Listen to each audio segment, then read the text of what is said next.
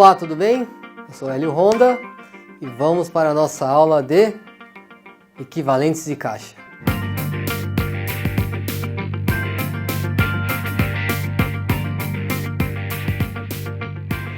Eu havia informado para vocês na aula passada, por cima, o que era equivalentes de caixa. Agora nós vamos aprofundar. Na verdade, eu estou tentando de todas as formas fazer com que vocês entendam um pouco de contabilidade e que vocês saibam fazer esse maravilhoso item que se chama fluxo de caixa. Ok? Vamos lá. Equivalentes de caixa. Equivalentes de caixa são aplicações financeiras de curto prazo, de alta liquidez, que são prontamente conversíveis em caixa e que estão sujeitas a um insignificante risco de mudança de valor.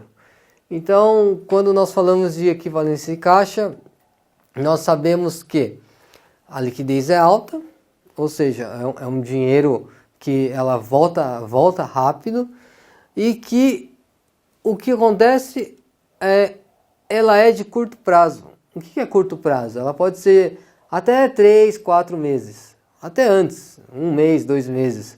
Depende da forma como você for realizar esse investimento, essa aplicação.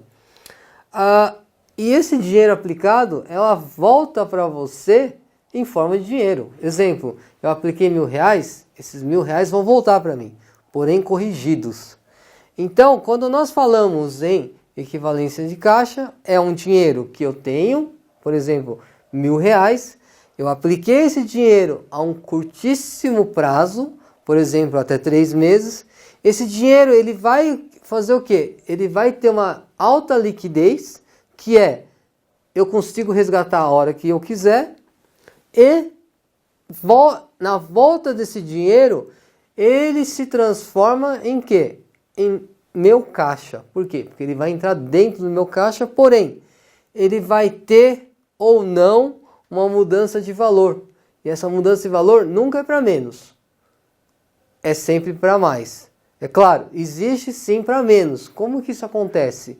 Quando, por exemplo, é uma aplicação com tempo determinado. Exemplo, eu não posso resgatar essa aplicação com menos de 2 meses. Se eu resgatar com menos de 2 meses, o que acontece? Esse valor ele não vai voltar na íntegra, ele vai voltar menor. Então, você tem uma insignificante, um risco insignificante. Ou seja, você não tem uma mudança muito alta no valor. Tá ok? E vamos ver se o pessoal da rua tem alguma dúvida.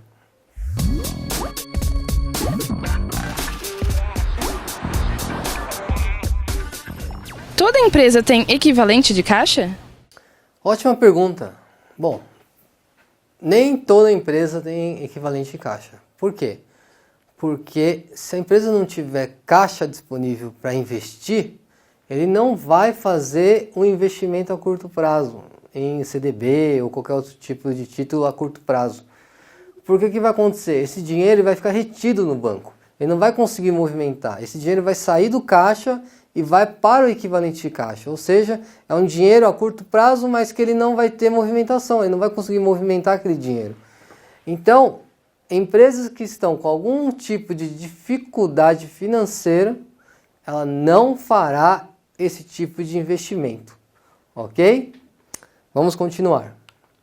E aí nós temos o que é curto prazo. Curto prazo é vencimentos de até 3 meses em relação à sua aquisição.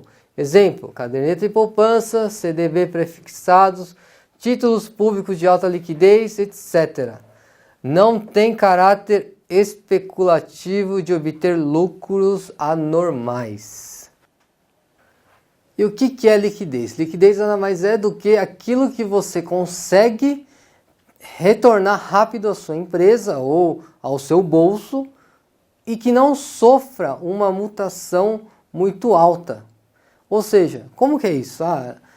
Exemplo, um título, quando ela é líquida, você consegue recuperar ela muito rápido. E o valor de comercialização desse título, ele não muda, ele até aumenta. Ou seja, é um título que todo mundo quer comprar. É uma coisa que todo mundo quer comprar. Exemplo, a ação as maiores ações do planeta, quando nós falamos em mercado imobiliário, ela tem uma liquidez muito alta. Por quê? Porque todo mundo quer comprar essas ações das melhores empresas. Então essa liquidez ela é alta por quê? Porque várias pessoas querem comprar e transformar aquilo em dinheiro. Ou seja, na hora que vender, ela vende fácil. Vende fácil e também o retorno desse dinheiro no seu caixa é rápido. Ok? Então vamos lá. Quando a gente fala de curto prazo, nada mais é do que não tem um caráter especulativo de obter lucros anormais. O curto prazo sempre é isso. Exemplo, eu vou emprestar um dinheiro para o meu irmão. Eu empresto para ele R$1.000. Só que eu falo para ele, eu vou cobrar uns jurinhos aí, bem baixo, tipo, 0,5%, ou até menos que isso, 0,2% de juros. E o que vai acontecer? Ele vai falar assim, então eu vou te devolver no máximo aí em 3 meses. Quando esse dinheiro voltar para mim, ele praticamente não vai ter o quê? Eu não vou ter lucro nesse empréstimo. Por quê? Primeiro que o prazo foi pouco, foi bem curto. E segundo porque os juros também eram quase zero. Então eu emprestei praticamente esse dinheiro para o meu irmão de uma forma que eu não vou ter nenhum tipo de rentabilidade extra em cima dessa transação que eu fiz. Então quando a gente fala em curto prazo é exatamente isso. E isso está atrelado ao quê? A equivalentes de caixa. Tá certo? Vamos para o próximo item. Bom, insignificante risco de mudança de valor. O que é isso? Apenas assegurar as sobras temporárias à remuneração correspondente ao preço do dinheiro no mercado. Ou seja, você investe o dinheiro, ele vai estar lá, em tese, investido, porém, ele não vai ter uma remuneração em cima. Ele vai ter um ajuste. O que é esse ajuste? É conforme o que já foi estabelecido pela empresa que está fornecendo essa oportunidade para você estar investindo seu dinheiro a curto prazo. E aí o que vai acontecer? Quando você receber esse dinheiro de volta, você resgatar ou acabar o prazo de investimento, você vai ter o quê? Você vai ter seu dinheiro ao preço correspondente àquilo que foi tratado quando você investiu. Então, todo tipo de contrato que você faz de investimento, ele já tem lá qual que é o valor do índice que vai ser aplicado em cima daquele dinheiro investido. Então, todo tipo de investimento a curto prazo, o valor que você vai ter em cima do que você aplicou sempre é baixo. Por isso que não compensa fazer investimento de CDB a curto prazo. A longo prazo até compensaria, mas também depende das cláusulas, de como vai ser a remuneração dos juros em cima do capital que você investir. Então, para tudo existe um estudo. E esse estudo, quem deve fazer é geralmente o financeiro ou o sócio da empresa. Ok? Então, só para recapitular, o risco que você tem quando fala em equivalentes de caixa, ele é muito pouco, ele é muito pequeno. E além de ser pequeno pelo prazo que você está investindo, ele também te dá um retorno muito baixo. Esse é o maior problema quando nós falamos de equivalente de caixa. Equivalente de caixa, ele é interessante, mas dependendo da empresa, ele não é interessante a ser investido. Por quê? Porque o retorno é quase zero. Tá ok? E vamos ver uma curiosidade agora.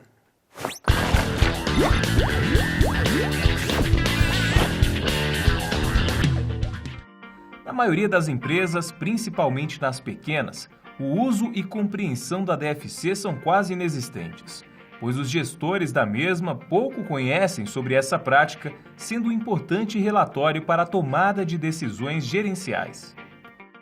Que legal essa curiosidade. Vamos continuar a matéria. Bom, aqui nós temos uma diferença, né? Nós vamos mostrar os movimentos entre caixa e equivalentes de caixa. Primeiro, não são atividades operacionais de financiamento ou investimento. Não são apresentados na DFC, pois representam as políticas de gestão de caixa, liquidez da empresa. Exemplo, a empresa XYZ retira 10 milhões de sua conta bancária e investe em aplicações de curtíssimo prazo. Bom, vamos explicar item por item. Então, o que significa esse primeiro item? Esse primeiro item nada mais é do que é tudo aquilo que você vai tirar do seu caixa, né, onde está o seu dinheiro, e vai investir em algo de curtíssimo prazo. Então, esse dinheiro ele vai sair, porém ele vai estar investido em outro local e você sabe que em 3 meses ele volta. Por isso que não pode, em hipótese alguma, entrar como fluxo de caixa de atividades operacionais, de financiamento ou investimento. Por quê? Tudo que é operacional, financiamento e investimento, ele é de longo prazo. Curto prazo e curtíssimo prazo, ele não entra. E aí, o outro item. Não são apresentados na DFC, pois representam as políticas de gestão de caixa, liquidez da empresa. Ou seja, a liquidez desse item que você aplicou, ele é justo e real. Ou seja, é um dinheiro que ele vai voltar, de fato. Então você não precisa mensurar isso no fluxo de caixa. Por quê? Porque você sabe que em, no máximo 3 meses o dinheiro está de volta na sua empresa. E que por mais que você faça uma previsão desse valor, uma provisão desse valor, ele está certo e justo e exato. Por quê? Porque em 3 meses acaba o contrato. Então o banco ou a empresa que fez o investimento para você é obrigado a devolver esse dinheiro de toda forma possível, tá certo? E aí esse exemplo que nós temos aqui é um exemplo real, que pode acontecer com qualquer empresa, que nada mais é do que essa empresa ela retira 10 milhões da sua conta bancária e investe em aplicações de curtíssimo prazo. Então isso acontece. Por que acontece? Porque a empresa, por algum motivo, ele quer ter uma segurança ou até mesmo existe algum fator de preocupação por algo que possa acontecer dentro da empresa, ele coloca temporariamente durante no máximo 3 meses, ele realoca esse dinheiro para esse local. Um exemplo bem típico, a empresa precisa de dinheiro, precisa fazer um empréstimo, só que o banco ele não quer liberar esse empréstimo porque a empresa não tem nenhum tipo de produto contratado com o banco. O que o gerente do banco às vezes faz? Faz um CDB a curtíssimo prazo só para você mostrar para o banco que a empresa tem capital, que a empresa tem dinheiro. Aí você fala, mas eu já mandei para você o faturamento, já mandei os balanços, tudo. Como é que a empresa, como é que o banco não consegue ver que a gente tem dinheiro na empresa? O que acontece? Por que o banco às vezes faz essa jogada? Para que a própria empresa compre algum produto do banco. Só que aí, às vezes você pensa, mas isso vai onerar a minha empresa se eu fizer isso? Aí ele vai falar, não vai onerar, porque você pode fazer em CDB ou em título de capitalização a curtíssimo prazo e você resgata esse valor depois. Então o que acontece? Muitas empresas fazem isso. Pegam lá, 5 mil reais, 10 mil reais e aplicam em CDB de curto prazo, curtíssimo prazo. E aí depois de 3 meses esse dinheiro volta para sua conta, da conta da empresa, no caixa da empresa, porém com um reajuste de 2, 3 reais. Então é isso que acontece, tá ok? Bom, então chegamos ao final dessa aula, espero que vocês tenham gostado e até a próxima.